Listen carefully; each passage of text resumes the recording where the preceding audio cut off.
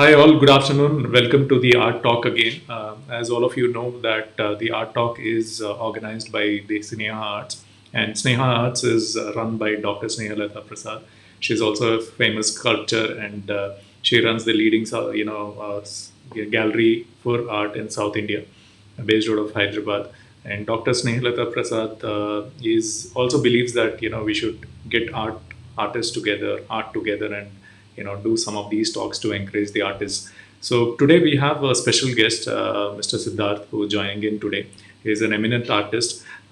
What's so different about this particular artist? I really got inspired after studying about what he does. He uses natural art. Okay, he basically works on a specific art for years together, like almost 7 to 8 years on a single theme until he finishes the complete work on that particular thing. He actually, from being from the Sikh family, he took Buddhism, and he was a monk for almost until his 42, I think almost till 40 years. And then he does these large paintings, which are large size, starting from 6 feet to 18 feet large size. And one of the unique things which he learned from his family, his mother, is that using natural color. So he knows which vegetables, which greens can give the color which he can use in his art, and he is very particular about what he uses as the ingredients, for his art. One of the best things is he's set a mark in the industry that all his art gets booked 10 years in advance. So all the people who are waiting for his art has to wait for like a decade to ensure that he gets to their work. And some of his most famous journeys or achievements have been his work towards Ganga. We'll talk about it, and we'll ask Sir how this particular journey started. So thanks a lot, sir, for joining in. It's an honor having you here. And from Sneha Arts, we really welcome you for this particular show. There are a lot of artists here who are watching this, new artists, budding artists, artists who are already making their mark. But everybody wants to learn from you because आपका story थोड़ा हटके है, where you have explored everything which your दिल से जो भी दिल चाहा वो आपने कर दिया, whether it is like living into a different world, living in a different religion. You've explored everything. So maybe you can talk about what art you're working on, and then we'll hear your story and your journey. So over to you, sir. First of all, thank you very much, Sneha Art and Raviji, to you. And thanks to everybody whosoever joined us now at this moment and found time to be with us. So thank you very much all. Thank you. And about my story, I always say my life is a story. I see myself as a story, like, because ये बहुत यात्रा ऐसी है कि कहाँ से चली और कहाँ कहाँ जा रही है, और मैंने कभी अपने को रोका भी नहीं कि मैं ये नहीं करूँगा। अगर हो गया, जो हो गया, तो उसको यस कहा। उस यस में बहुत लंबा रास्ता चलते हुए और बहुत खुशी से, बहुत प्यार से और बहुत ही अपने किस्म की साइलेंस और सुंदरता से मैं अभी तक अपना काम करता हूँ, अपने स्टूडियो में बैठा हूँ अब तो। टिल द एज ऑफ 42 तो मैं बहुत जगह जगह घूमता था, कहीं एक जगह भी टिका नहीं। परंतु अब काफ़ी समय से, जब से मेरी बेटी और मेरी पत्नी मेरे साथ है, तो मैं अब एक ही जगह पे दिल्ली के पास ग्रेटर नोएडा में स्थित हूँ। मैं गांव से चला था,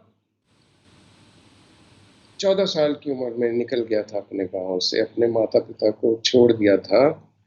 और पहले मैं अपनी माता जी से सीखता था। मेरी माता वेजिटेबल डाइस बनाती थी और उससे वो बेल बूटा करती थी, हम बेल बूटा कहते हैं उसका। उससे वो डेकोरेशंस करती थी अपने पेपर मेशी के बर्तनों पे और दीवारों पे, और कई तरह की आर्ट को करती थी। अपने गुजारे के लिए करते थे हम लोग, हमारा गुजारा उससे था।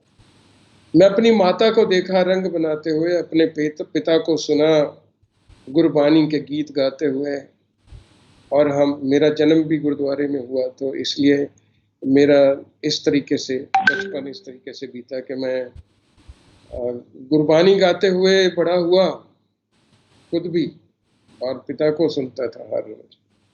और उसमें हिंदुस्तान के सभी बड़े संतों की गुरबानी हम लोग सुनते थे, सुबह 3:30 बजे से लेके 4 बजे से लेके रात को 9 बजे तक, लगभग सारा दिन गुरुद्वारे में।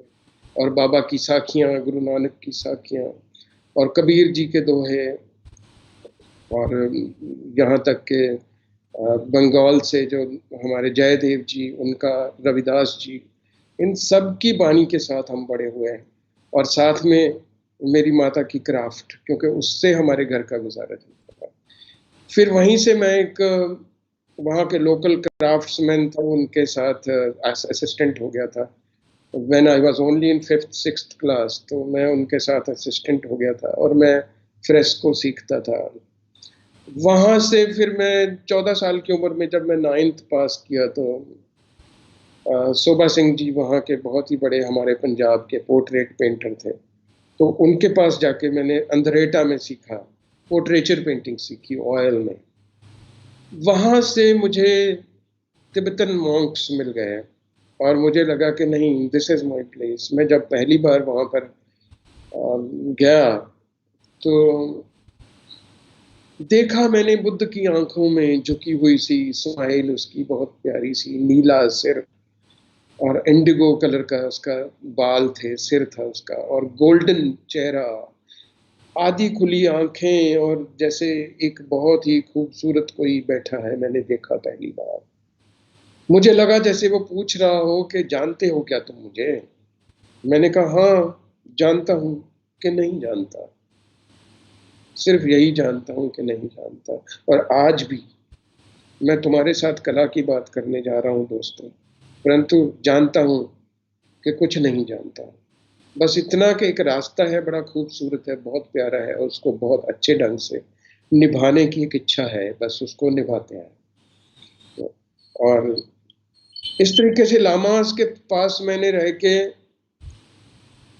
थांका पेंटिंग सीखी और उसकी थांका की टेक्निक सीखी। फिर vegetable dyes and mineral pigments, उनको बनाना, कैनवसेस को बनाना, कपड़े को बनाना, पेपर को बनाना, ये सारी विद्या है। और साथ के साथ जो सबसे बड़ा हिस्सा है वो है मेडिटेशन उनका, जो एक लाइफ स्टाइल है। फिर वहाँ के डॉर्जी और पद्मा संभव्स के साथ रहना शुरू, जो मिलने का मौका हुआ, तो उनका एक जो रहना ही उनके साथ, समझिए कि आपके साथ एक खूबसूरती हो सकती है।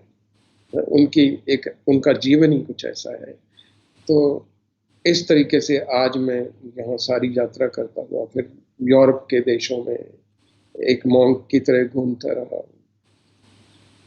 बहुत समय स्वीडन में रहा, बहुत वहाँ पर ग्लास ब्लोइंग से लेके वहाँ की जो आर्ट की टेक्निक्स हैं वो सारी की सारी सीखते हुए, यूरोप की, अफ्रीका की और कई जगह की सीखते सीखते मैं यहाँ पर हूँ दिल्ली में।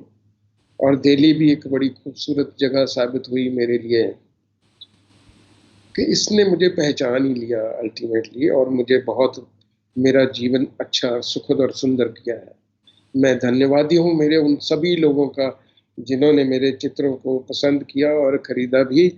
आज मेरी मेरी जब मेरा इंजॉयमेंट का पेमेंट सारी दुनिया करती है, तो मैं उनका धन्यवाद करता हूँ, क्योंकि ये चित्र करना हमारा इंजॉयमेंट है, ये हमारा अपना पर्सनल मसला है, हम अपने लिए करते हैं।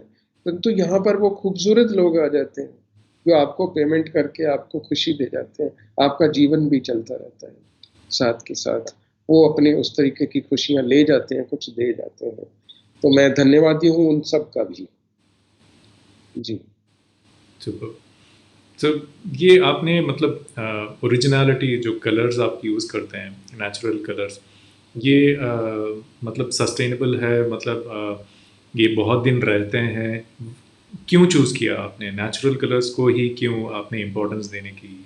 जी, ये मैं अक्सर कहता हूँ कि ये आपकी अपनी इच्छा है, आप क्यों नेचुरल रंगों से काम करते हो, ये आपकी अपनी इच्छा है। यहाँ अब तो सारे तरह के रंग मिलते हैं, मार्केट में अवेलेबल है, इनऑर्गेनिक भी ऑर्गेनिक भी सब मिल जाते हैं आजकल। पहले नहीं मिलते थे, शुरू में जैसे हम गांव में थे तो नहीं मिलते थे, वहां से सीखा। परंतु बड़ी खूबसूरत बात लगती है जब अपने रंग आप लेके आते हो। उनकी अपनी हजार कथाएं होती हैं। जब आप उनके एक फूल के पास जाते हो, अब जब एक पेड़ के पास जाते हो, जब एक फूल को चुनते हो, जब फूल आपसे बात करता है, एक टहनी आपसे बात करती है, एक बीज आपसे बात करता है, एक पत्थर आपसे बात करता है, आप उसको ग्राइंड करते हो। कहाँ कहाँ के पत्थर, कहाँ कहाँ की पत्तियां, कहाँ कहाँ के फूल। कितनी खूबसूरत है ये संसार। ये सब आपके साथ बात करता है। हम्म, चित्र तो बाद की बातें हैं ना, पहले तो रंग बनाए ना। पहले तो रंग की बात, ये मेरी अपनी चॉइस है। ऐसा नहीं कि जो लोग ये नहीं करते वो अच्छे आर्टिस्ट नहीं है। They are doing very good work, may be better than me sometime, always I will say. अच्छे ही होंगे, सभी अच्छे हैं, सभी अपने अपने तरीके से काम कर रहे हैं। परंतु जो मेरा अपना प्रेम है एक रंग रंग का, वो क्या है? मैं रंग चुनने जाता हूँ, रंग मांगने जाता हूँ। ये कहानी मैं अक्सर सुनाता हूँ, मेरी मदर से मैंने सीखी थी। रंग मांगना, हम्म, पेड़ से, फूलों से रंग मांगना उनसे सीखा हमने। फिर रंग बनाना अपने घर में बैठ के। फिर उसके बाद जब मैं तिब्बतन मॉन्क्स के पास गया, तब तक मुझे सिर्फ 6-7 सोर्सेस का पता था कि जहाँ से मुझे वो रंग मिल सकता था। परंतु उनके साथ रह के मैंने लगभग 35-40 रंगों के बारे में मुझे पता चला, सोर्सेस के बारे में पता चला कि कहाँ से मैं रंग प्राप्त कर सकता हूँ, पत्थर से, मिट्टी से, कई तरह से चीजों से। पर आज, my friends, I wish to tell you, wish to share it with you, that now at this moment I know more than 600 sources which I discovered. Because जब भी मैं कभी पहाड़ में जा रहा हूँ या जंगल में जा रहा हूँ, जहाँ कभी ट्रैक कर रहा हूँ, जहाँ कहीं भी जाता हूँ, तो पौधे और पत्थर और ये सब मेरे से बात कर। कैसे करते हैं? चलो एक कथा सुनाता हूँ छोटी सी, प्लीज। बड़ी खूबसूरत कथा है। हम लोग बर्मिंघम में थे एक बार। तो एक पत्ता उड़ता हुआ आया, मैं एक ट्रेल पे चल रहा था, मेरे पीछे कुछ और आर्टिस्ट भी थे, मेरे पीछे 6-7 हमारे आर्टिस्ट थे, मैं आगे था ट्रेल पे। बड़ी खूबसूरत ट्रेल थी। इधर नीचे बहुत गहरा था, एक तरफ जंगल था बहुत सुंदर। और एक एक कदम रखते हुए जब हम चल रहे थे, तो मेरी आदत है कि मैं ओम मणि पद्मे हूँ का जाप करते हुए चलता हूँ, एक एक कदम के साथ। ओम मणि पद्मे हूँ, और नीचे देख के चलते हैं। गुरु जी ने कहा था कि अपने पाँव को देखकर चलते रहो, आप अपने गंतव्य पे, अपनी जगह पे अपने आप पहुंच जाते हो। धरती तुम्हारे पाँव के नीचे चलनी शुरू हो जाती है, तुम्हें चलने की जरूरत नहीं है, हम्म, और आप पहुंच जाते हो। तो वो जैसे ही मैंने अपना लेफ्ट फुट जैसे ही रखा, ओम करके, तो एक पत्ता आया छोटा सा उड़ता हुआ, रेड कलर का पत्ता था। वो जैसे मेरे पाँव के नीचे आने वाला था, मैंने उसको उठाया, पूछा, अरे भैया, वाई, मेरा पाँव क्यों चूज करा? मेरे पैर के नीचे आना ही क्यों चूज किया तुमने? फिर मैंने देखा कि कौन सी दिशा से उड़ के आया, तो मैं उस तरफ को चल दिया, और मेरे पीछे ही मेरे दोस्त भी चल दिया। हम आगे, थोड़ा सा ही आगे जंगल में गए, इनसाइड जंगल में गए, तो एकदम हरा मैदान। और तभी तभी सुबह की धूप निकली थी। उस पे हर एक घास के ऊपर एक एक बूंद चमक रही थी, जैसे सूर्य उतर आए हो, कितने हजारों लाखों ऐसे चमक रहे थे। छोटे छोटे ओस की बूंदें चमक रही थी, ऐसी खूबसूरत, जैसे वो स्वयं ईश्वर, स्वयं सूरज उतर के नीचे आ गया था घास पे। और बीच में, बिल्कुल बीच में, उस मैदान में एक पेड़ खड़ा था, जिसको रेड बॉक कहते हैं, जिसके लाल पत्ते होते हैं। ये बिल्कुल हमारे बड़ की तरह का पेड़ है। उसको देख के सभी लोग हैरान हुए, सभी आर्टिस्ट थे, कलाकार थे, तो सभी बहुत खुशी से बैठ गए बस एक ही जगह के। ऐसा नजारा, ऐसी कुदरत, ऐसा सुंदर ईश्वर हमने नहीं देखा कभी भी। और वो पेड़ के पत्ते गिरे हुए, जैसे अपनी कारपेट, रेड कलर की कारपेट के ऊपर एक रेड कलर का पेड़ खड़ा हुआ है, और वाह। आसपास सारा हरा, और उसके ऊपर लाखों सूर्य चमक रहे थे छोटे छोटे। ये अपने आप में एक कथा थी, अपने आप में एक चित्र था, अपने आप में ये बियॉन्ड वर्ड्स था। फिर मैंने गीत गाना शुरू किया उसका, मैं गीत गाया फिर हमने, एक बहुत सुंदर था। तेरी एक सुर लंबी है, सुनदा रहा सारी रात, सुबह सवेरे मोती बन बन घाते विशी पई सी ओ तेरी हेक। Means, oh my God, I was listening to you the whole night, I was listening to your swara whole night, and in the morning I saw you became a pearl on the grass. This is the meaning of this song. So I was singing this song and then sang a song for the red tree as well. Then I collected some leaves and then I chew sometime, this is my habit. Because हमारा जो saliva है उसके अंदर 64 मॉडरेंट्स हैं, okay, chemicals हैं, तो उनके साथ मिक्स होके किसी ना किसी केमिकल के साथ वो पता चल जाता है कि कौन सा रंग है ट्री का, पत्ते का। तो वो जब मैं उसको च्यू कर रहा था तो एक मेरा दोस्त बोला, अरे तुम्हारे मुंह से खून निकल रहा है। क्या खून नहीं है बच्चे, this is beautiful red colour. Then we all collected those leaves जो नीचे पड़े थे, हम ले गए अपने साथ, और उसके अंदर फिर मैंने एक मॉडरेंट डाला जो मैं सदा अपने साथ रखता हूँ।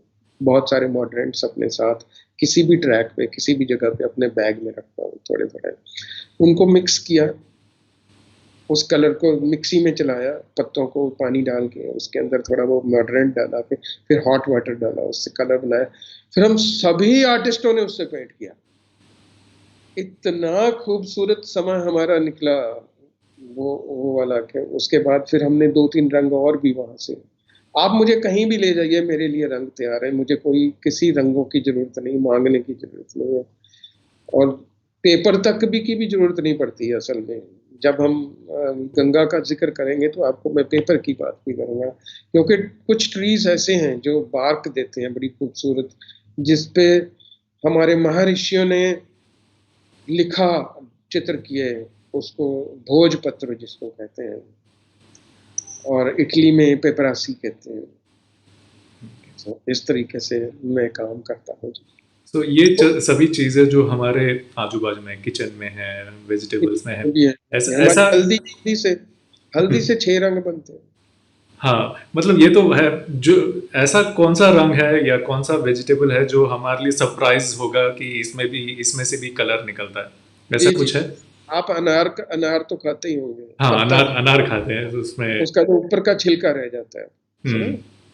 छिलके को आप बॉयल कीजिए, किसी अल्मीनियम के बर्तन में कर लीजिए, लोहे के बर्तन में मत करना, अल्मीनियम के या कांच में उसको कीजिए। तो उसका जब वो बॉयल हो जाएगा तो उसमें लाइट येलो कलर निकलेगा।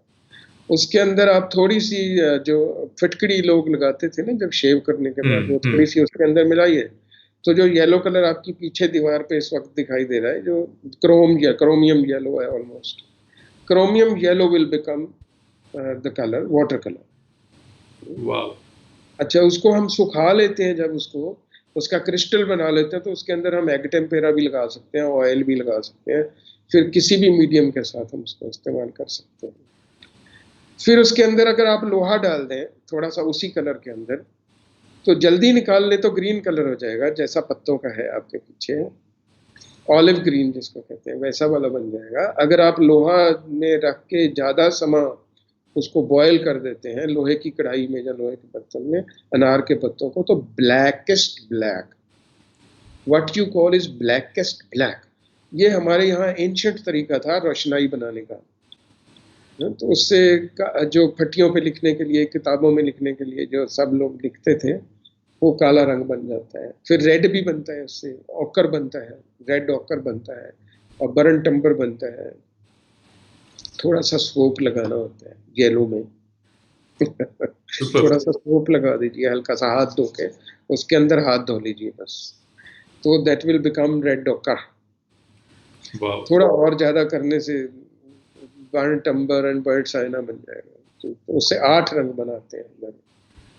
तो जो छिलका हम लोग फेंक देते थे जी इंक्लूडिंग आर्टिस्ट उसमें तो ये अपना अपना मजा है। जैसे मैं I people call me alchemist, तो मेरी जो, जब आप मेरे स्टूडियो में आएंगे तो लैब इतनी बड़ी लैब मिलेगी आपको, सारा दुनिया भर का, और दुनिया भर के कैनवस बनाने के तरीके, मटेरियल। मुझे बड़ा मजा आता है, मुझे बहुत आनंद आता है इस विषय में डिटेल में जाने का, कि कहाँ का रंग, कहाँ की मिट्टी मेरे पास है, और एक रंग की, एक मिट्टी की, एक कथा की, एक रंग की कितनी कितनी हजारों हजारों कथाएं।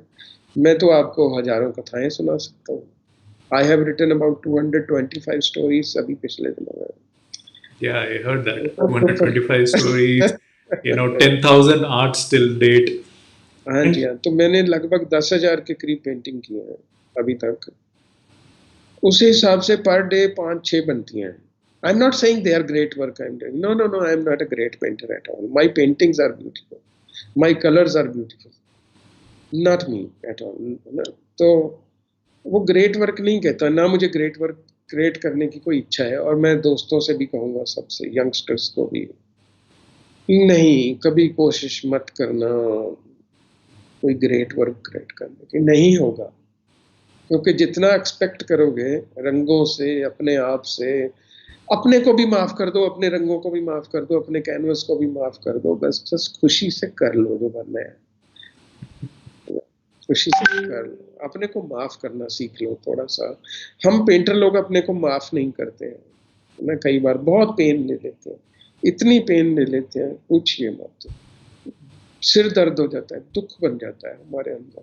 हम इतना काम क्रिएट करके फिर सोचते हैं, हमारी एक्सपेक्टेशन होती है कोई खरीद के ले जाए ना, फिर नहीं कोई खरीद के ले जाता तो हम रोते हैं बैठ के, है ना। फिर हम बड़े बड़े गिले करते हैं, ज्यादा खरीद ले तो हम बड़े ऊंचे चढ़ जाते हैं, हमारी बड़ी अकड़े होती हैं हम आर्टिस्टों की, है ना। तो मैं सदा कहता हूँ, माफ कर दो अपने को भी। सेल्फ को माफ करना बहुत इम्पोर्टेंट है। And do not expect from yourself, do not expect from your painting also, then see how God will give you everything. certainly will give you something great, something, वो इतना सुंदर दिखाएगा आपको। सुबह सुबह आता हूँ मैं अपने स्टूडियो में, मैं कहता हूँ अपने आप को, अपने चित्र को, अपने रंग को, अपने ईश्वर को, आज कुछ अच्छा दिखा देना, आज कुछ सुंदर कर देना। और वो दिखाई देता है, कुछ ना कुछ सुंदर दिखाता है। मुझे फेथ है बहुत है, अपने पे भी और अपने दोस्तों पे भी, मेरे गैलरी वालों पे भी, मेरे बायर्स पे भी, मेरे आर्टिस्टों के ऊपर भी। और आर्टिस्टों के बारे में बात बता, बड़े खूबसूरत लोग हैं, बाहर से बेशक लड़ते रहें, बुरा भी बोलें, कुछ भी करें, पर जब अच्छा देखते हैं तो अंदर खाने अच्छा कहते हैं। नहीं रुका जाता उनसे, अगर वो आर्टिस्ट है तो वो फिर प्रेम करते ही करते हैं आपको, और मुझे बहुत प्रेम करते हैं। Thank you, thanks to everybody.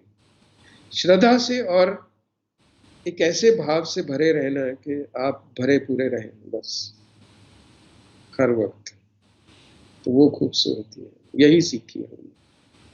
Sir, आप जब पेंटिंग करते हैं तो आप नाड़ी योग में रहकर करते हैं, मतलब जब करते हुए करते हैं, ये कब शुरू हुआ और क्यों करते हुए ऐसे? ये तो शुरू से करते हैं हम लोग। जैसे जब लामा जी के पास था मैं, पहले तो मैं अपने गांव से शुरू करता हूँ ना, क्योंकि जब हम गांव में थे तो हम तो गुरुद्वारा में थे। मैं तो गुरुद्वारा में पैदा हुआ बच्चा हूँ ना, तो हर वक्त हमारे यहाँ बाणी चलती थी, हमारे पिताजी हर वक्त गाते रहते थे कुछ ना कुछ, तो उनके साथ बैठे हुए हम चित्र कर रहे हैं। मेरी माता जी गाती रहती थी, गुरबानी गाती रहती थी, हमारे यहाँ हर वक्त गुरबानी का पाठ चलता रहता था। और आज मुझे भी गुरु ग्रंथ साहिब में से आप कहीं से भी मुझे शुरू कर लीजिए, मैं गाना शुरू कर सकता हूँ, गुरबानी गाना शुरू करता हूँ। आपको पता है कि गुरु ग्रंथ साहिब में क्या है? गुरु ग्रंथ साहिब में 15 संतों की बानी है, जो अलग अलग धर्मों से, अलग अलग जगह से हैं, जिसमें कबीर जी, रविदास जी, पीपा जी, साउथ से हमारे रामानंद जी, और बंगाल से जयदेव जी, और सो एंड सो फोर्थ। ये महाराष्ट्र से भी है नामदेव जी और सब लोग। देन सिख गुरुओं की 6 सिख गुरुओं की बानी है, 15 और 6 हो गए हमारे लगभग 21 ना। और फिर 15 भट्ट हुए हैं, 15 भट्ट हुए हैं, जो बहुत खूबसूरत लोग थे, बहुत अच्छा लिखते थे, गाते थे, उनकी बानी है। और 3 जिसमें भाई मर्दाना जी जो रबाब बजाते थे उनकी भी बानी है। तो ये सारी हमको कंठस्थ है। तो हमारा तो पाठ वहीं से, घर से शुरू हुआ। वाहेगुरु का जाप शुरू हुआ, सुबह 3:30 बजे से शुरू होकर रात को 9 बजे तक चलता था। फिर जब मैं लामा जी के पास गया तो वहां तो जब हमने पत्थर रगड़ना है तो पत्थर रगड़ते हुए भी ओम माने बाद में हम, पेंटिंग करते वक्त हमारे 3-4 जाप होते थे जो हम लोग करते थे अलग अलग तरीके से, अलग अलग तरह की पेंटिंग के साथ। जैसे ओम तारे तू रे सोहम, और ये वाला पाठ था एक ब्रेथ लेके पूरा नाभि तक, उसको हम एक ब्रेथ से गाते हैं और एक ब्रेथ से 16 बार गाते हैं, एक ब्रेथ से 16 बार गाते हैं। ओम तारे तू रे सोहम, ये 16 बार एक ब्रेथ से। तो हमारा 60 सेकंड का ब्रेथ होता है लगभग, उसी हिसाब से चलता है उस सिंक्रोनाइजेशन। तब पेंट कर रहे होते हैं बहुत धीरे धीरे, बहुत आनंद आता है कंप्लीटली उसमें लग के। मंत्र जाप से क्या होता है, आप टिके रहते हो एक जगह, आपके अंदर एक श्रद्धा, आपके अंदर एक बहुत खूबसूरती आ जाती है। आप चाहे कोई भी शब्द गा लें, कोई जरूरी नहीं कि आप धार्मिक हो और मंत्र गाएं, नहीं। आप चाहे कोई एक गीत गा लें, कोई भी गा लें, आप यही कह लें मैं प्यार करता हूं तुमको, ऐसा कह लो, क्या फर्क पड़ता है।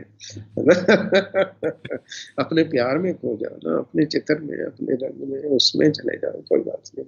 आप कुछ भी कह लो, आप, है ना। So there is no problem, you need not be religious that way, है ना। तो आप कोई भी एक शब्द लेके आप उसको फोकस कर लो। This is my way, I am not saying you everybody should do it, no no. सबका अपना अपना तरीका है, कोई अपने ब्रशों के साथ चलता है, उसके साथ बहता है, अपने रंगों के साथ बहता है, कोई कैसे, अपना अपना तरीका। परंतु हाँ, इतना जरूर कहूंगा कि एक्सपेक्ट नहीं करो अपनी आर्ट से, ना अपने आप से, तो खुशी और सुंदरता और चित्र भी बहुत सुंदर होने वाला है। हाँ जी। So ये आपने बेसिकली दो जर्नी की है, I mean specially when we talking about religion, सिखों के साथ, then you been to Tibet as a monk. ये 30 लैंग्वेजेस कहाँ से आपने 13 where- लैंग्वेज। हाँ जी। लैंग्वेजेस का क्या है कि मुझे बहुत मजा आता है लैंग्वेजेस सीखने का। मैं हर साल कोई ना कोई नवी नवी लैंग्वेज में चला जाता हूँ। जैसे अभी अंग्रेजी में जा रहा हूँ, अभी अंग्रेजी में मैंने ऑक्सफोर्ड इंग्लिश सीखने की कोशिश कर रहा हूँ। मैं उसके लेसन्स लेने शुरू कर दिए हैं। अब जब लंदन जाऊंगा तो प्रॉपरली लूंगा, तो फिर then I will be speaking royal English, है ना। Then why not, if you learn properly, then ना। तो तब आपको रॉयल इंग्लिश सीखनी चाहिए। आप जैसे मैं ईरान गया, 7 दिन रहा वहाँ पर, 8 दिन।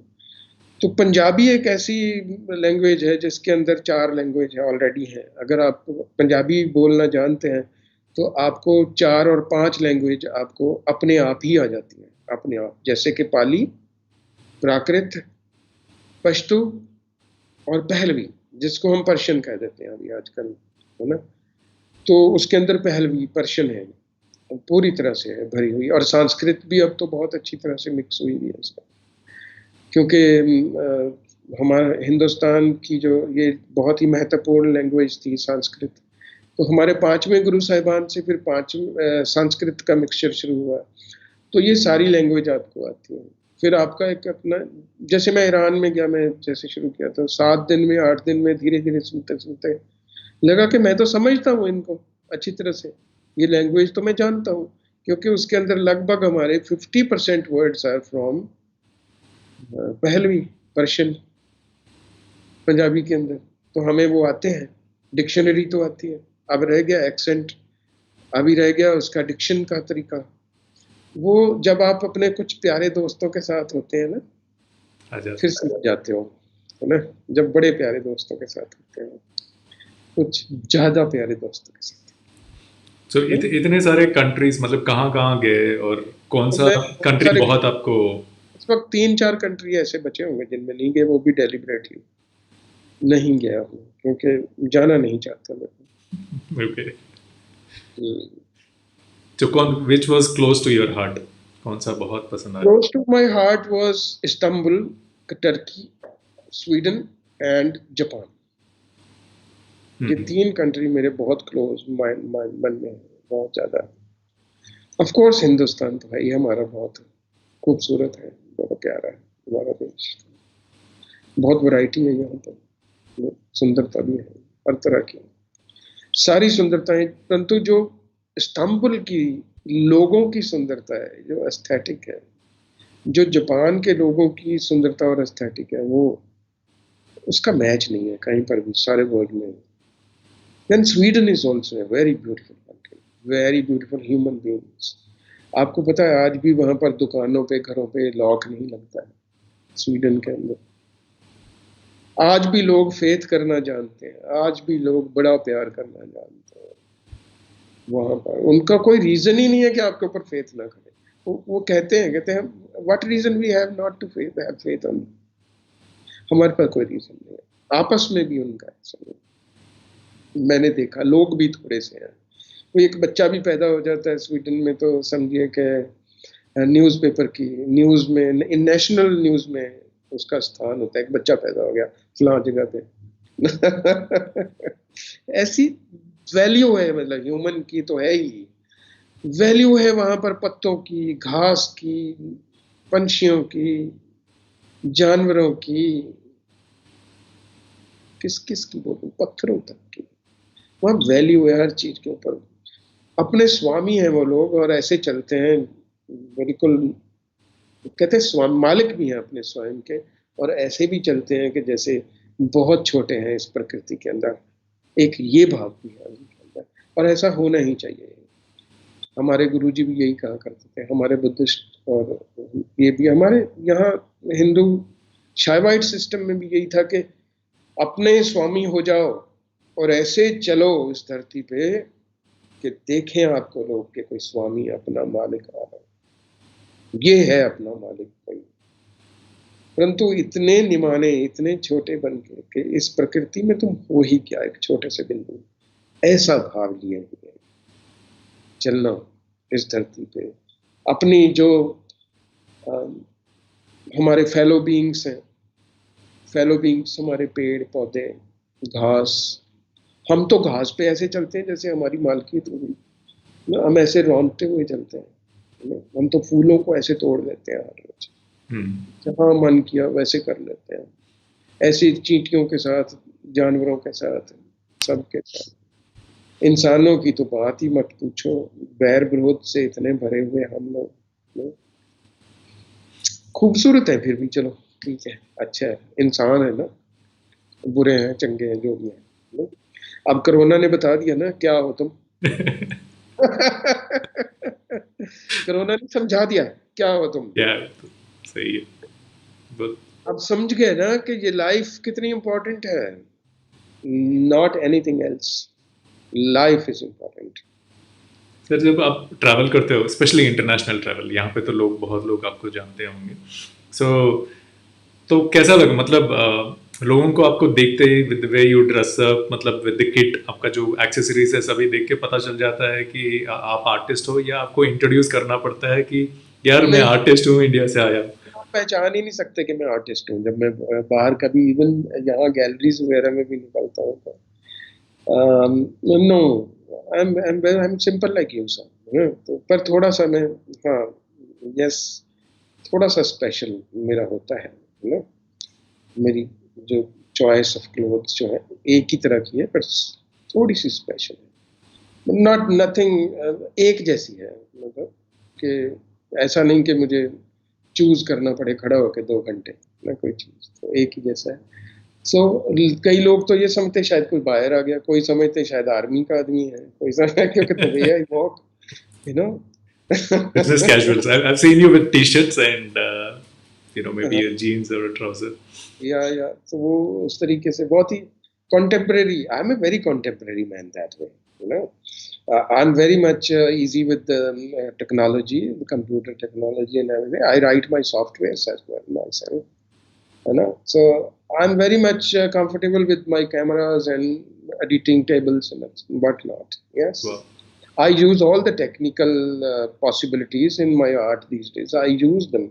Like I take photographs and do some sketches and so forth, and then sit on the computer table, on the editing table, and then I just compose things on Photoshop first and then change my colors and so forth, then take the prints and then see my things, what I'm going to do with it, you know. Then I go with my own hand on the canvas spontaneously from one corner to the other. I'm very fast that way, and I paint very big canvases like running. No, if you like to see sometime, you have to see. We can do it sometimes. No? So I'm fast that way. Not that. फिर मुझे मेरा homework इतना हो चुका होता है computer पे, मेरी राइटिंग पे इतना होमवर्क हो चुका होता है, ड्राइंग्स इतनी कर चुका होता है कि मुझे कुछ सोचना नहीं पड़ता। कोई पेन तो लेनी ही नहीं ना, सवाल ही नहीं है। पेन नहीं, तकलीफ नहीं, खुशी, बहुत मजा, आनंद ना। फिर तो पेंटिंग को कहना पड़ता है हो जा। So that kind of ease, you know. So we play the Ganga series for the friends. Maybe you can describe the journey of Ganga series while I'm playing this particular short, Right, artwork right. of yours. तो मैं गंगा के ऊपर बात करना चाहूँगा। से शुरू किया है काम उसके ऊपर, 2012 में शुरू किया था। परंतु काम तो मैंने पहले भी किया था, जब I was only 16 year old. तब मैंने जब लामा जी के साथ गया था गंगा के इस ओडिसी में, जब हम लोग निकले, तो ये बड़ी कमाल की एक यात्रा थी हमारी, बहुत ही खूबसूरत यात्रा थी। हम उल्टी साइड से गए थे। पहले हम बद्रीनाथ गए। बद्रीनाथ से हमने माना गांव से होते हुए वहाँ वासुकी धारा, वासुकी ताल, ये सब पहाड़ इतने ऊंचे हैं, 15,000 फीट से ऊपर की ऊंचाई के हैं और ज़्यादा ऊंचे हैं।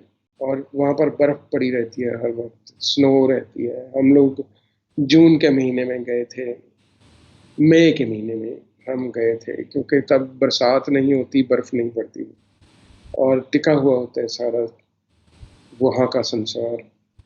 बर्फ पे चलते हुए हम वासुकी धारा से होते हुए ऊपर से आए थे और हमें 10 दिन लगे थे इस यात्रा को गौमुख पहुंचने में। रास्ते में इतना खूबसूरत था कि ऐसा लगा जब जैसे ही हमने वासुकी ताल देखा, ऐसे जैसे कि आसमान नीचे उतरा, नीला सरलीन किस्म का आसमान, उसके अंदर तैरती हुई सफेद बदलियां, उसके अंदर एक गिरती हुई बड़ी सारी धारा, वासुकी धारा। वासुकी धारा इतनी खूबसूरत, उसका ऊपर को देखो तो नहीं पता चलता था और शोर कोई, कहाँ से आ रही है ये धारा, पानी कहाँ से, ये ईश्वर कहाँ से पानी दे रहा है, कहाँ से फेंक रहा है। हम भीग रहे थे लगभग 10 किलोमीटर तक उस धारा के नीचे। वो इतनी ऊंचाई से ऊपर से आ रही थी। बाद में पता चला कि ये मानसरोवर से उतरती है। ये मानसरोवर से ये धारा उतरती है और नील जो वासुकी ताल में गिरती है। वासुकी ताल के आसपास सारी पहाड़ियां हैं, हमारी बद्रीनाथ की पहाड़ी जिसको हम नीलकंठ बोलते हैं, फिर केदारनाथ की पहाड़ी है बहुत बड़ी वाली, उस लेक के ऊपर है वो भी एक साइड में, और 3-4 पहाड़ और हैं, सबका नाम लेने से कोई फायदा नहीं है इस वक्त ना।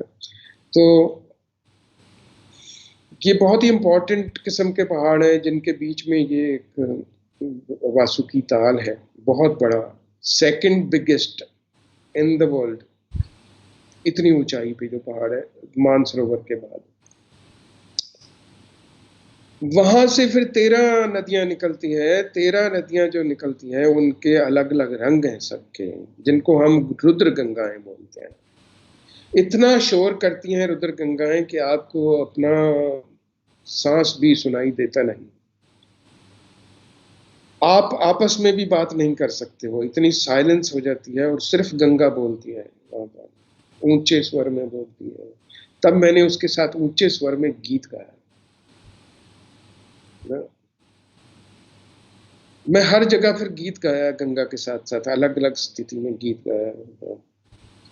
एरी हवा ले चल मुझे उड़ा के अपने संग, एरी हवा ले चल मुझे उड़ा के अपने संग, बरसा दे उस पावन शिखर पे फिर से एक झरना बन बहूंगा, चलूंगा समंदर की ओर। फिर से एक बार एरी हवा ले चल मुझे उड़ा के अपने संग, कि ऐसी ऊंचाई पे मुझे ले जाए, इतनी पवित्र जगह, ऐसा पवित्र फिर से एक बार कर दो ना। ऐसी एक प्रार्थना मैंने गाई जोर जोर से उस नदी के शोर के साथ। और धीरे धीरे चलते हम पहुंचे गौमुख। ऊपर से देखा गौमुख, सच में गऊ का मुख लग रहा था। वो 13 की 13 रुद्र गंगा, कोई लाल रंग की गंगा, विश्वास नहीं करेंगे आप, प्योर रेड कलर की, प्योर ग्रीन, प्योर येलो, और मिट्टी मिट्टी के रंग, और फिर कुछ एक बहुत शुद्ध जल की गंगाएं बहती हुई। वो एक गुफा के अंदर नीचे से पीछे से घुस जाती हैं, और उस गौमुख जो एक बड़ा ग्लेशियर है उसके अंदर चली जाती है।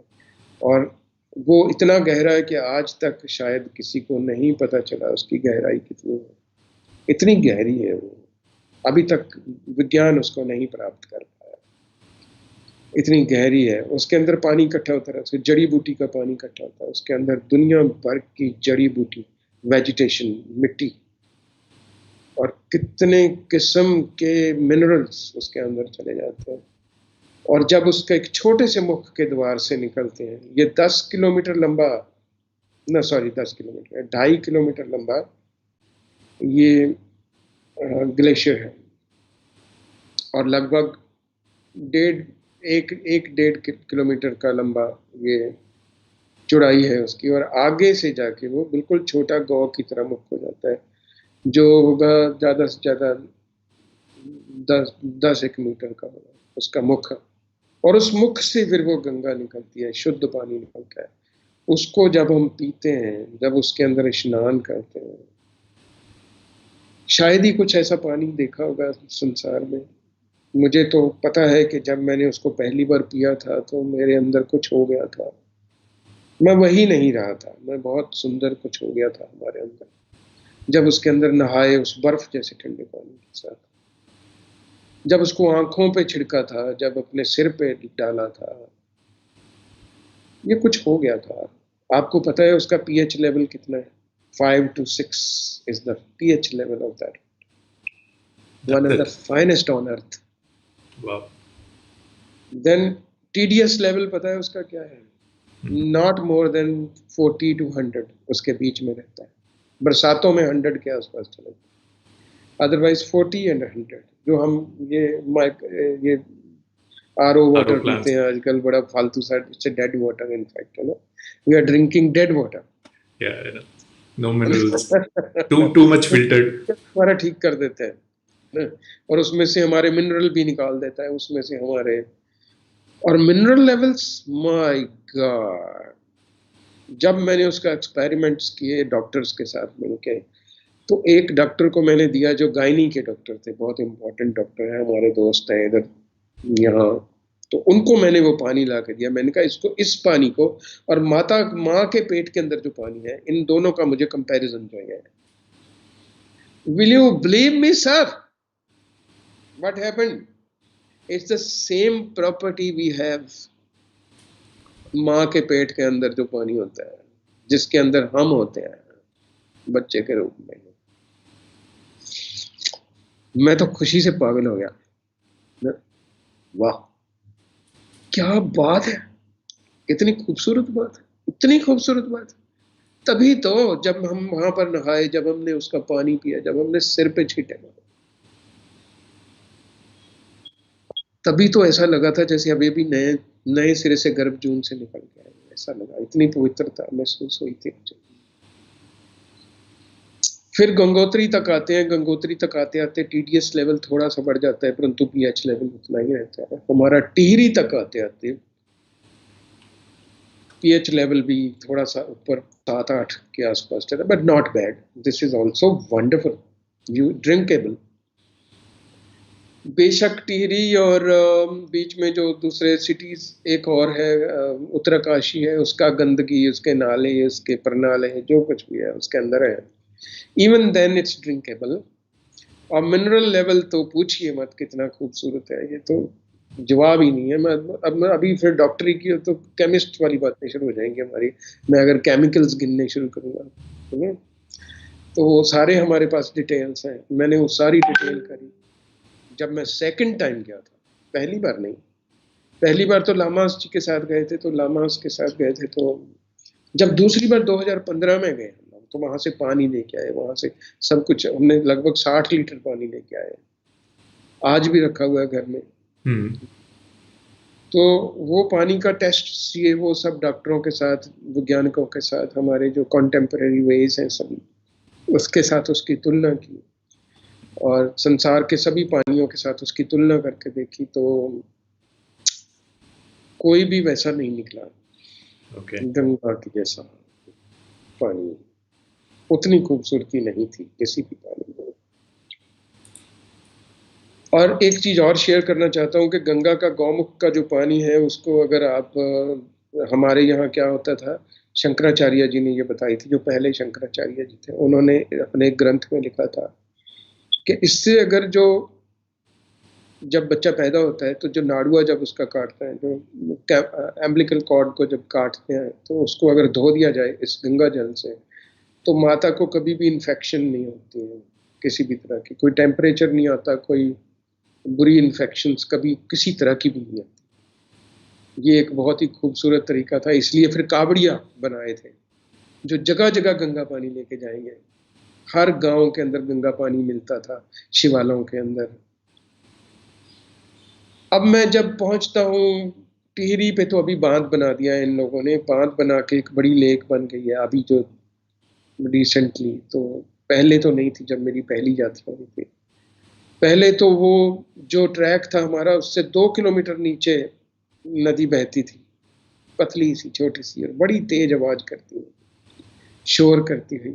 छोटे छोटे गांव थे, बगीचे थे, बड़े सुंदर सी जड़ी बूटियां, और एप्पल ट्रीज, देन बड़ी सारी वेजिटेशन दुनिया भर की, देन कई तरह की हमारी बेसिल्स एंड और स्टीविया एंड सो फोर्थ, बहुत कुछ था वहां पर।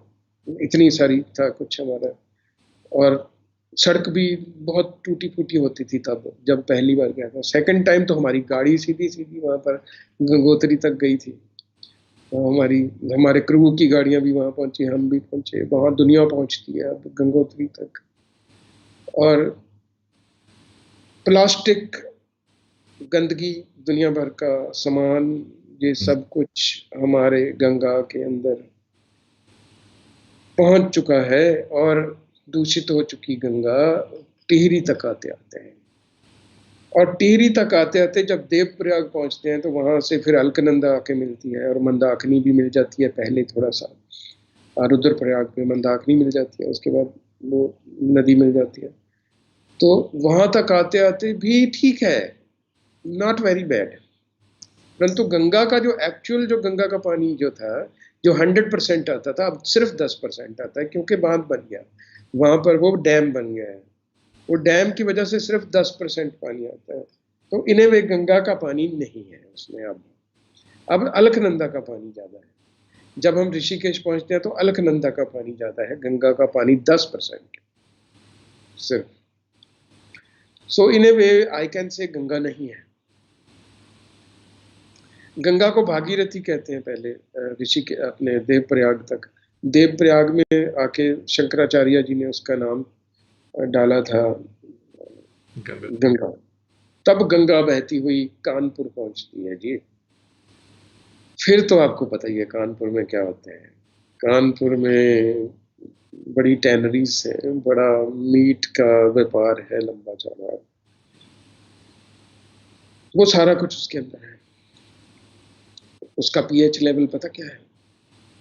मेजरमेंट में आ नहीं रहा हमारी।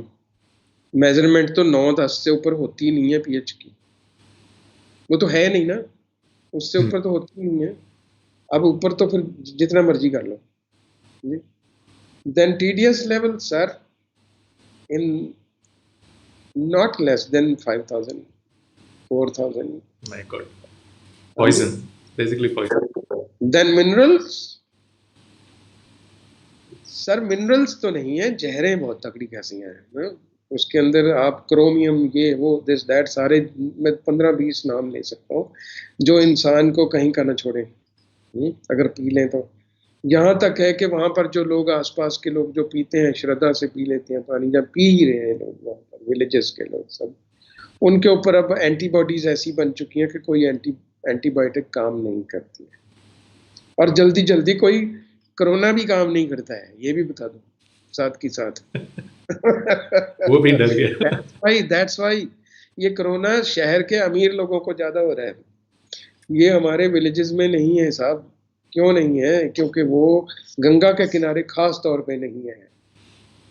क्योंकि जितनी इतनी जहरें जो लोग पी चुके हैं, वो उनको क्या करेगा बेचारा कोरोना, है ना? और क्या करेगी कोई जहरें, जो करना है कर लो इस देश को। अच्छा ही होगा ना, चलो ये भी अच्छा हो गया ना। अगर गंगा का शुद्ध पानी पीते होते तो कोरोना मार लेता है, शायद नहीं भी मारता, क्योंकि इम्यूनिटी हमारी बहुत बड़ी बहुत होती अच्छी। है। इम्यूनिटी हमारी बहुत खूबसूरत होती है जब हम अच्छा पानी पीते हैं तो, क्योंकि पानी का शरीर है, शुद्ध होना है।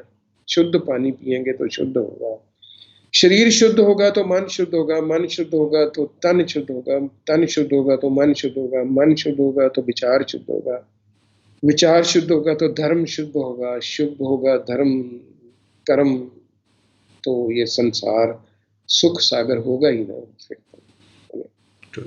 सर आप जब इसलिए ये पानी का लोकेशन शुद्ध होना तो ठीक ही है। इतने सारे लोकेशंस आप ट्रैवल करते हो तो अपना किट लेके आना, आपका प्रेफरेंस, सिद्धार्थ जी का प्रेफरेंस क्या है?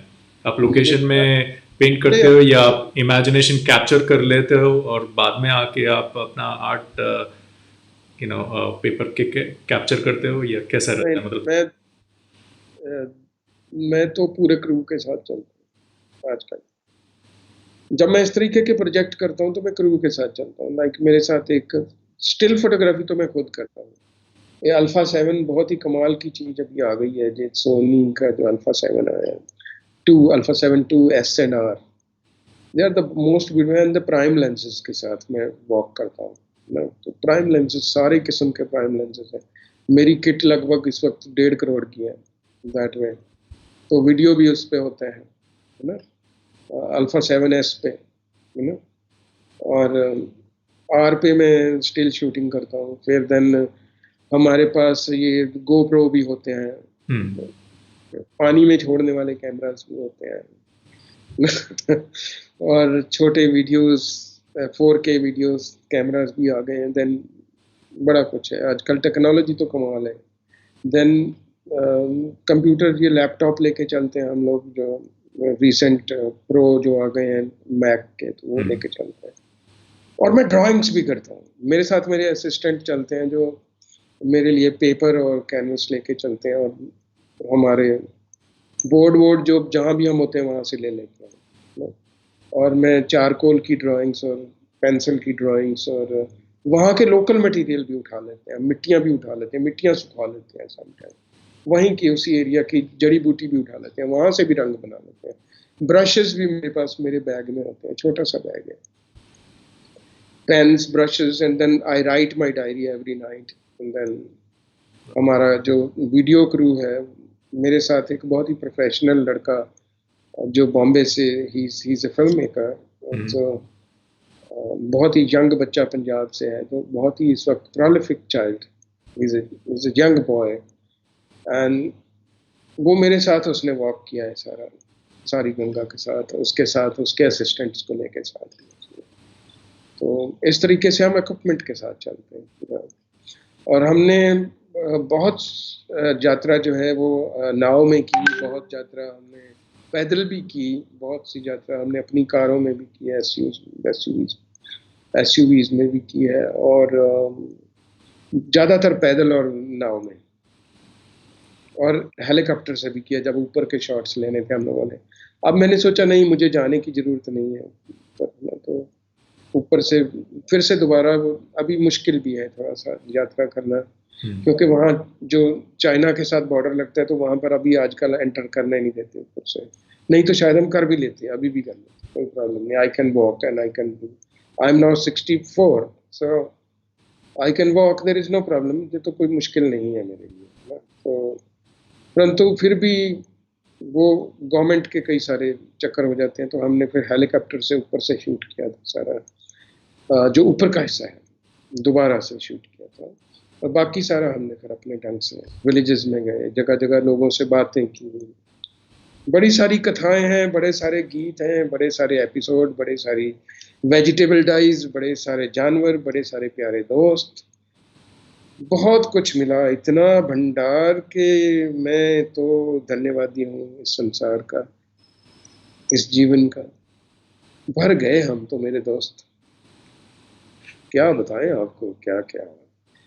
और वहां तक गए, कलकत्ता से फिर आगे बनारस से होते हुए, कलकत्ता से होते हुए फरक्का और ये सब जितने भी हैं, देखो कितने कितने आते हैं उसमें, Uttarakhand, then UP, then Bihar, then आपका झारखंड का कुछ हिस्सा आ जाता है, फिर बंगाल शुरू हो जाता है। उसको क्रॉस करते हुए फिर हम लोग गंगा सागर, तो मुश्किल था बहुत, क्योंकि वो कहते हैं ना, सारे तीर्थ बार बार, गंगा सागर एक बार। तो गंगा सागर एक बार क्यों? क्योंकि वो जब टाइड आई होती है समुद्र की, तभी आप उसके अंदर जा सकते हैं, अदरवाइज आपकी नाव फंस जाती है, आप क्रॉस नहीं कर सकते वो जो, क्योंकि वो बिल्कुल बीच में है समुद्र के। तो वहां जाके गंगा मिलती है।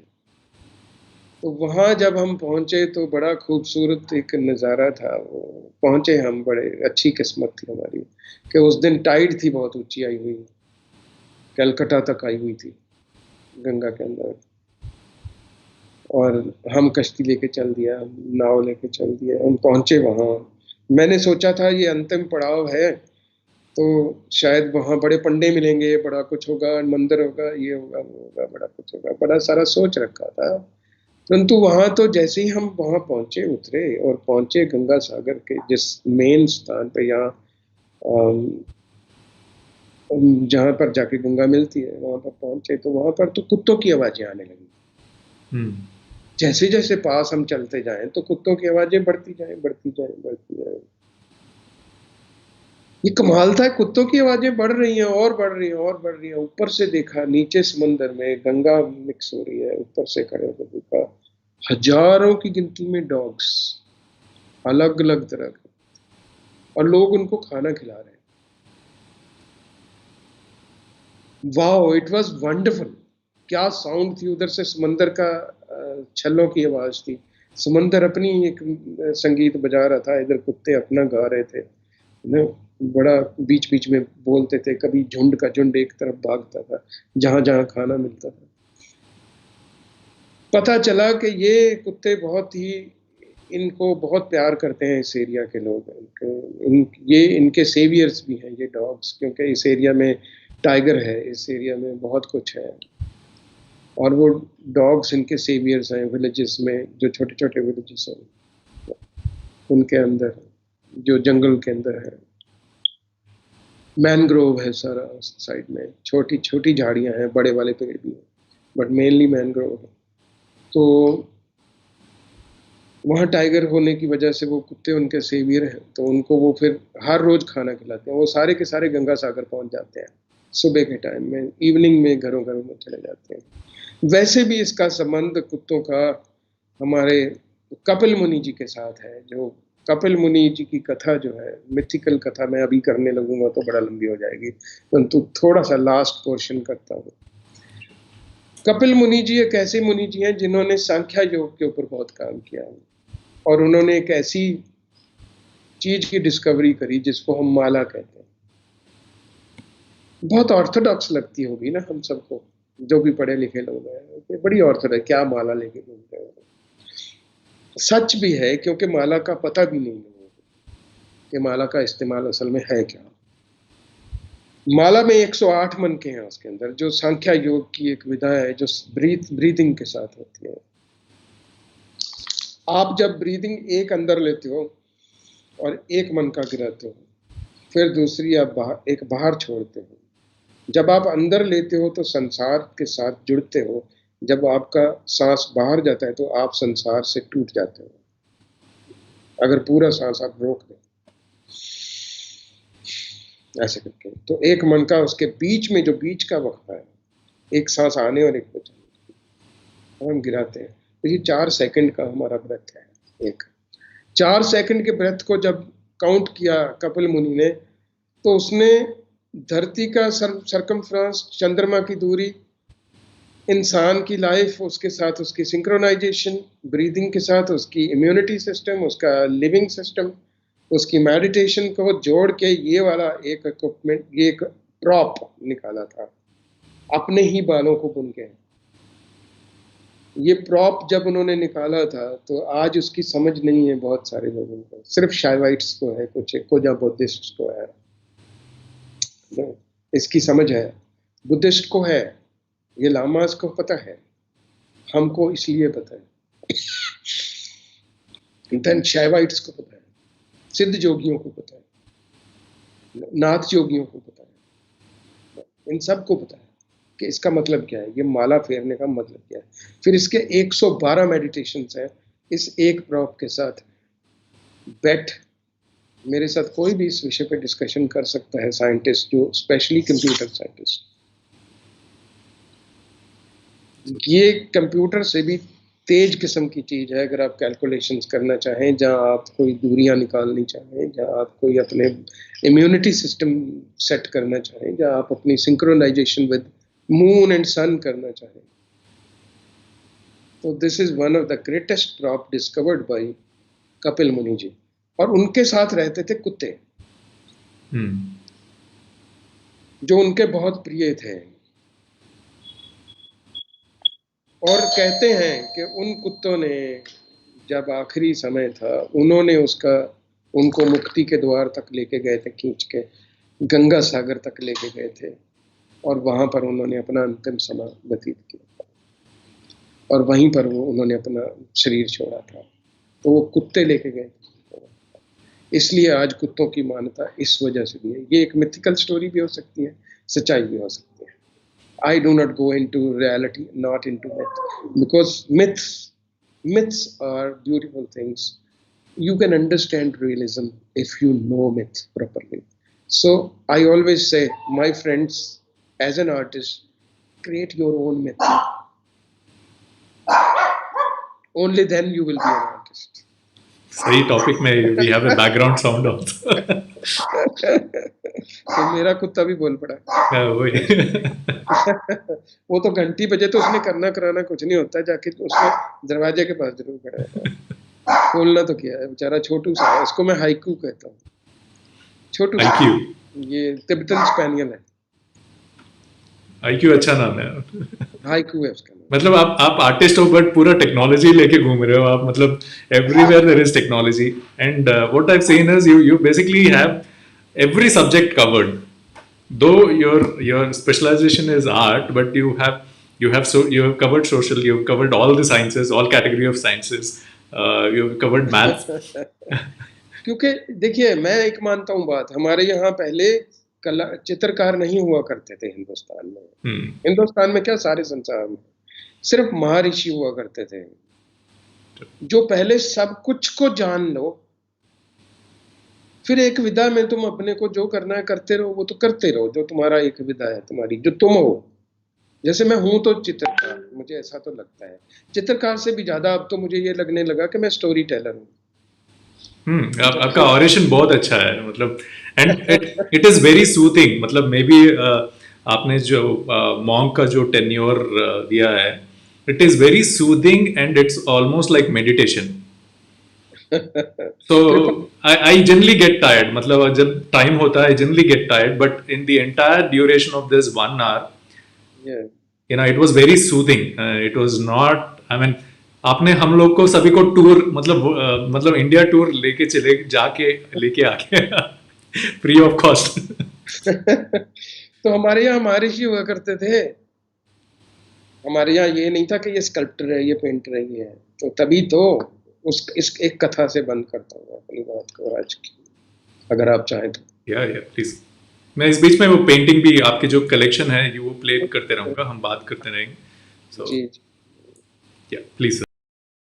हे गुरु, सिखा दो मुझे चित्रकला, कहा एक जिज्ञासु ने।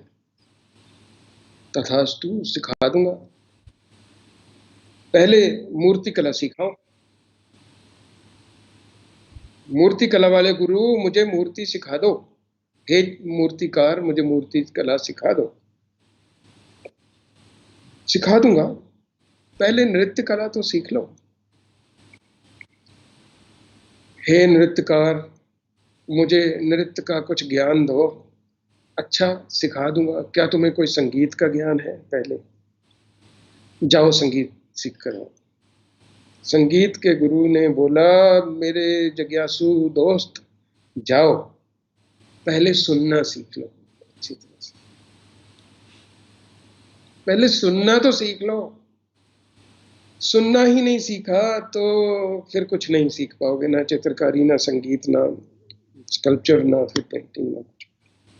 फिर जीवन भी नहीं सीख पाओगे, पहले सुनना सीखो।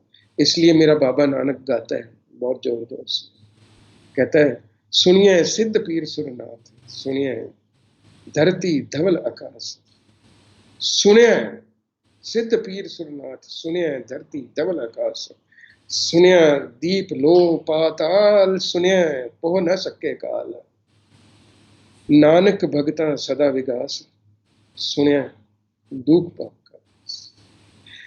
Only by listening properly you become one and anything you like. हम सुनते ही तो नहीं है, हम अपने अंदर अंदर बोलते हैं सारा कुछ। पहले हम यस नो करते रहते हैं, तो वाह क्या बात है। हम किताब भी वही पढ़ते हैं जो हमें लगता है अरे अच्छा ये तो मेरे जैसा ही है, ठीक। हमें वही किताबें अच्छी लगती हैं, वही फिल्में लगती हैं जो हमारी जैसी होती हैं। हम वो नहीं सुनते जो हमारे जैसा नहीं। इसलिए बुद्धिस्ट कहते हैं, बुद्ध कहते थे, महाबुद्ध कहते थे, सुनो, don't say no to anything. Thank you very much. Thank you, sir. So, last question. We've got a lot of appreciation, compliments for your talk. Last question. मैंने सुना आपकी जर्नी जो 2600 किलोमीटर्स की जर्नी को आपने अपने आर्ट में भी you wanted to give the same measurement. Maybe you can just discuss that and then we'll end. Yeah. क्योंकि ये 2600 किलोमीटर का रास्ता है पूरा ही पूरा। पैदल चले, जहाँ गाड़ी से चलेंगे, जैसे भी चले, पूरी नदी का जो मेजरमेंट है, वासुकी ताल से मैं इसका उद्गम मानता हूँ, वहां से शुरू हुआ। सभी लोग गौमुख से कहते हैं, सभी जगह हमने पढ़ा भी यही होगा, गौमुख से गंगा शुरू होती है। नहीं, गंगा तो असल में मानसरोवर से शुरू होती है, वहां से झरना बन के गिरती है, और वासुकी ताल से फिजिकली शुरू होती है, चलती है। तो वहां से भगीरथी चलती है और देवप्रयाग तक, उसके बाद उसका नाम गंगा हो जाता है। इसका टोटल 2600 किलोमीटर है। किताबों में आपको 2500 मिलेगा, 100 खा गए हैं बीच में ना, तो कर लेंगे करेक्ट, कोई बात नहीं। मेरी इस यात्रा के बाद करेक्शन होगी ना, तो क्योंकि मैंने अभी किताब लिख दी है, 400 पेज का ट्रैवलॉग लिखा है इस सारे विषय पे, जिसमें गंगा को 7 हिस्सों में बांटा, जिसमें mythical Ganga, then habitat around Ganga, then poetry and art around Ganga, then spirituality and all kind of things in vegetation and whatnot, industry around Ganga and pollution in Ganga mainly I have covered. फिर उसके बाद मेरी suggestions हैं, जो मैंने काफ़ी सारी suggestions लिखी हैं। गंगा पानी को साफ ना करो, अब नहीं रहने दो इसको, कुछ मत करो, नहीं करो इसको, अच्छी है जैसे ये नहीं होगी साफ, ये होनी नहीं, ये ऐसी बातें रह जाएंगी, होंगी नहीं। इससे अच्छा है कि इसका इस्तेमाल कर लें हम, क्योंकि ये कानपुर के बाद से एक ऐसी, इसके अंदर एक ये कंपोस्ट की क्वालिटी का पानी हो गया है। Why not to use it as a compost, and why not to make some kind of, जैसे मैंने बिहार गवर्नमेंट को भी बात करी थी, मैंने उनके जो प्रिंसिपल सेक्रेटरी के साथ मेरी बातचीत हो रही थी वाइल द ट्रैवलिंग, उन्होंने मेरी सहायता भी करी थी। अंजनी कुमार जी ने मेरी बड़ी सहायता करी, उन्होंने मेरे लिए नाव का प्रबंध किया, उन्होंने हमारे लिए इवन पुल हटाए बीच में रास्ते में से, जो बीच में आ जाते हैं ना सारे, कई जगह पे आते हैं, ये जो किश्तियों वाले पुल आते हैं, नाव वाले पुल आते हैं, उनको हटाया हमारे लिए, तो हमारी नाव को आगे जाने दिया लाइक दैट। तो 1 घंटे में हटा के 1 घंटे में दोबारा से लगाया। पुल को लगाया, तो उनकी बड़ी मेहरबानी हुई इस चक्कर में। तो उनसे बात हो रही थी कि क्यों नहीं एक कोऑपरेटिव बनाया जाए वेजिटेबल का, और गंगा के पानी की ऑर्गेनिक वेजिटेबल हम सारे संसार को दे सकते हैं। यूपी के कुछ लोगों से मेरी बात हो रही थी, मैंने उनको अभी रिटर्न में भेजा है कि क्यों नहीं हम जड़ी बूटी और कुछ एक ऐसी चीजें बीजें, जो मैंने 300 जड़ी बूटी और पेड़ों के नाम सजेस्ट किए हैं, जो हम ये यूपी के बेल्ट से शुरू होकर ऊपर पहाड़ तक लगा सकते हैं, और हमारे पास इतना बड़ा धन इकट्ठा हो जाएगा। और सड़क को थोड़ा सा दूर कर दो, सड़क को गंगा के किनारे किनारे मत चलने दो, तो आपकी आधी चीजें सॉल्व हो जाएगी।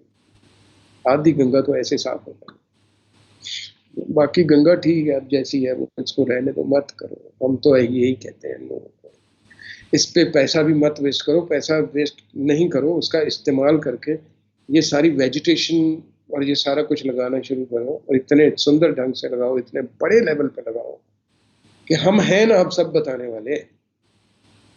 कल नहीं होंगे हम, आज हैं, ले लो। You sir, thanks a lot. मतलब बहुत सीखने के लिए मिला आपके डिस्कशन में।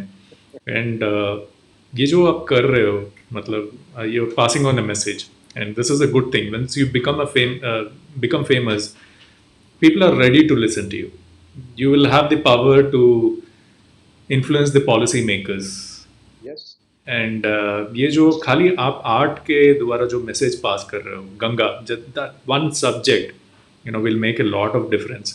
So thanks a lot for doing the social cause, taking up the social cause along with your art and influencing the policy makers, क्योंकि आप जब बात करोगे कोई ना नहीं कहेगा, and including public, general public. लाभ ये हो सकता है जो आपने कहा, हमारे आर्टिस्ट होने का इस समाज को फायदा हो सकता है। सिर्फ इतना ही नहीं कि हमने बड़ी महंगे में चित्र बेच लिया। ये क्या हुआ कि जो महंगा बिक गया, बड़ा आर्टिस्ट हो गया, ये क्या हुआ? What is this? This is my question as well sir. शायद मेरे दोस्त सोचेंगे इस विषय में कभी। हम ऐसे भी कर सकते हैं, हम अपनी कला को, हम अपने लिए तो खूबसूरती कर ही सकते हैं, दूसरों के लिए भी कर सकते हैं, सबके लिए, इस चराचर जगत के लिए। Thank you very much sir. Thank you sir, and really like your passion. आप जो इन डेप्थ में, मतलब ये ऑलमोस्ट गोद लेके एक बच्चे को पालने का मतलब, because all your studies are at least a decade old, like 7 to 8 years, 10 years of study, whether in Sikhism or monastery or Ganga, all these studies are at least 10 years. मतलब इसमें बच्चा बड़ा हो जाता है, मतलब स्कूल जाता है, उसकी मतलब ऑलमोस्ट 7th क्लास भी हो जाती है। मेरी बेटी देखिए म्यूजिशियन बन गई, वो म्यूजिकल थिएटर करने लगी, छोटी सी थी जब मेरे साथ पहली बार गई थी। तब 6 साल की थी सिर्फ। अभी वो लंदन में म्यूजिकल थिएटर करने चली गई, जब तक ये गंगा हुई है। तो मेरा भी स्टेटमेंट अभी चेंज कर दूंगा, प्यार करो तो सिद्धार्थ साहब से तरह प्यार करो, मतलब 10 साल इतनी so you're definitely threat to Shahrukh Khan, because मतलब आर्ट से या जो सब्जेक्ट से आप ये कर रहे हो, I mean that is tremendous. I really love the color concept, the natural color which you use, and the message which you passed on. Though this was my last question, कि आप artist को क्या message, but in the discussion conversation itself you have given a message too. सिर्फ entertainer नहीं है, मैं ये कहना चाहता हूं, हम एंटरटेनर नहीं है। यस, पेंटिंग को देख के आनंद तो आता ही होगा, ठीक है, एंटरटेन भी होता है बंदा, गैलरियों में जाता है, वहां पर दारू वारू भी चलती है, खाना पीना भी ठीक है ना, सारा कुछ सही है ना, let it be. But we are not only entertainers, we should give something to the society, to ourself, and प्रेम तो करना ही है ना। और अपने को माफ करके चलना ठीक है। Good one, sir. Thanks a lot. Thank you, all the audience, for following this, and thanks for Sneha Arts for giving this opportunities so that I could interact with. And sorry, friends, some of the comments due to technical issues did not pop up. But yeah, thanks a lot for Ajay, Reena, Akshar, Ankita, a lot of them. I am getting some screenshots of your compliments which I couldn't pop up. Thanks for watching and listening to this particular conversation. Thanks a lot for taking time out for this particular show, sir. Thank you. Thanks a lot. Namaskar. Thank you very much. Thanks to you as well. Thanks to everybody.